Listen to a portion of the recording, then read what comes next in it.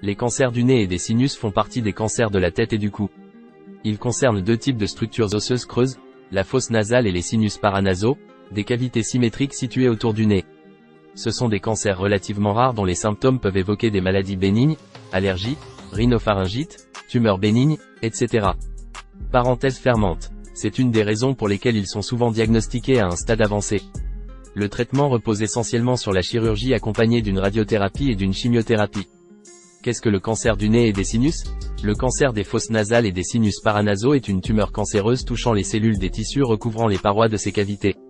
Ces dernières font partie de l'appareil respiratoire de l'organisme. La muqueuse qui les recouvre est constituée de cellules nerveuses, glandulaires, immunitaires, etc. susceptibles de devenir anormales et de se multiplier de manière anarchique. Voyons ce que sont précisément la fosse nasale et les sinus paranasaux. Fosse nasale. Elle est située au-dessus de l'os du palais, bouche. Elle est séparée en deux parties par la cloison nasale. L'air inspiré y pénètre par le vestibule nasal, situé à l'intérieur de chaque narine, et passe ensuite par le nasopharynx situé à l'arrière de la bouche pour finalement arriver dans les poumons. La fonction de ces fosses est essentiellement de réchauffer et humidifier l'air avant qu'il ne pénètre dans les poumons. Elles permettent également de percevoir les odeurs. Les sinus paranasaux. Ils entourent la fosse nasale et sont situés autour du nez. Ils communiquent entre eux et avec la fosse nasale. Ils sont au nombre de 4 paires. Sinus maxillaires, les plus gros, situés dans l'os de la mâchoire supérieure, de chaque côté du nez, sous les yeux. Sinus ethmoïdaux, les plus petits, il en existe plusieurs, situés au-dessus des fosses nasales au niveau de l'arête du nez, entre les yeux. Sinus frontaux situés au-dessus du nez, derrière les sourcils. Sinus sphénoïdaux situés derrière les sinus ethmoïdaux et les fosses nasales, dans la profondeur du crâne. 70% des cancers du nez et des sinus touchent les sinus maxillaires même si des tumeurs peuvent prendre naissance dans la fosse nasale ou les sinus ethmoïdaux. Les tumeurs des sinus frontaux et sphénoïdaux sont en revanche très rares. Les sinus paranasaux contribuent à faire résonner la voix, caisse de résonance, et à protéger l'encéphale des chocs. Les différents cancers pouvant toucher le nez et les sinus. Le carcinome épidermoïde prend naissance dans les cellules minces et plates qui tapissent la paroi de la fosse nasale et des sinus, les cellules pavimenteuses. C'est le cancer du nez et des sinus le plus fréquent, 80% des cancers de cette zone. L'adénocarcinome prend quant à lui naissance au niveau des cellules glandulaires, en général dans la partie supérieure de la fosse nasale et dans les sinus ethmoïdaux. Il peut avoir une progression rapide ou lente. Le cancer des glandes salivaires, accessoires, que l'on retrouve dans les fosses, les sinus, mais également dans la bouche, représente quant à lui 10 à 15% des cancers de cette région.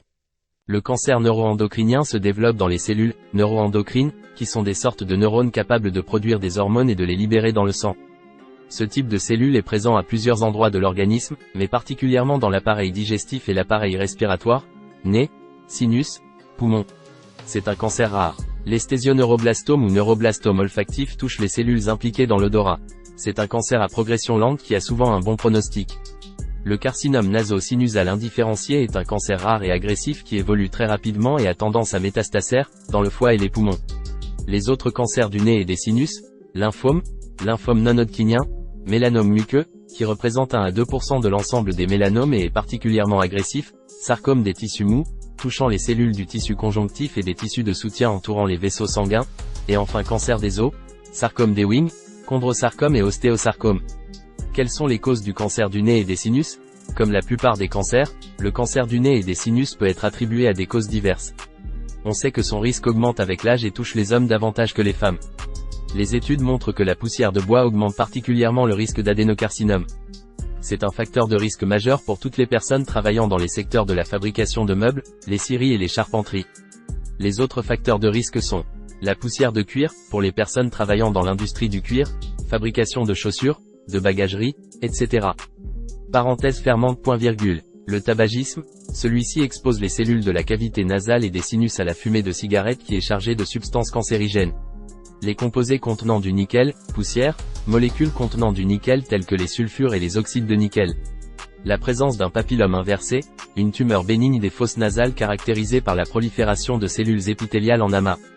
L'exposition aux composés servant à produire l'alcool isopropylique, alcool à friction. L'infection au virus d'Epstein-Barr. Les traitements par radiothérapie d'un rétinoblastome. Autre facteur mis en évidence par les études, infection au virus du papillome humain, HPV, poussière de tissu, formaldéhyde, chrome et tabac sans fumée. Quels sont les symptômes du cancer du nez et des sinus? Dans les premiers stades de la maladie, le cancer du nez et des sinus ne cause habituellement pas de symptômes.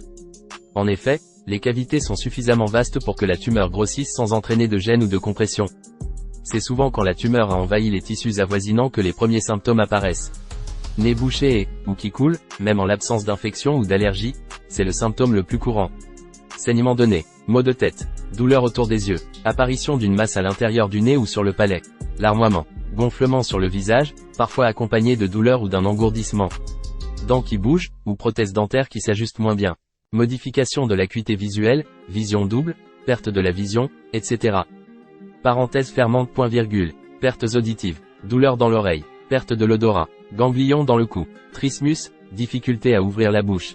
Les tumeurs cancéreuses, susceptibles de détruire les tissus aux alentours et de métastasères, et les tumeurs non cancéreuses, tumeurs bénignes, sont souvent difficiles à distinguer les unes des autres sur le plan des symptômes.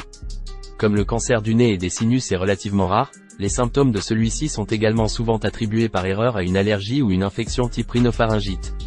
Ce sont quelques-unes des raisons pour lesquelles le cancer du nez et des sinus est souvent diagnostiqué tardivement.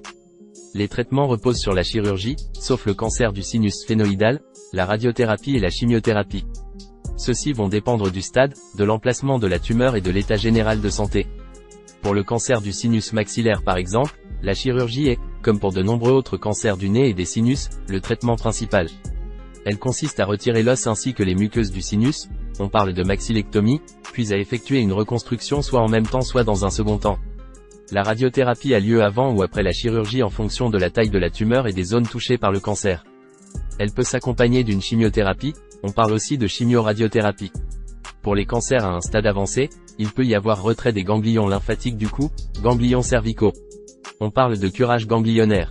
Quand la chirurgie n'est pas possible, notamment quand le cancer est à un stade très avancé, au niveau 4, la radiothérapie est le traitement principal. Quel est le pronostic d'un cancer du nez et des sinus ? Comme pour la plupart des cancers, plus une tumeur du nez ou des sinus est détectée tôt, plus le traitement sera efficace. Cependant, ces cancers sont souvent diagnostiqués tardivement. Plus le nombre de ganglions lymphatiques touchés ainsi que leur taille sont importants, moins le pronostic est bon. Idem quand la tumeur a envahi le cerveau. La position des tumeurs peut également entrer en jeu, si elles ont envahi une zone difficilement atteignable par le chirurgien, le nasopharynx ou la base du crâne par exemple, l'opération a moins de chances de réussir. Les cancers du nez et des sinus peuvent récidiver.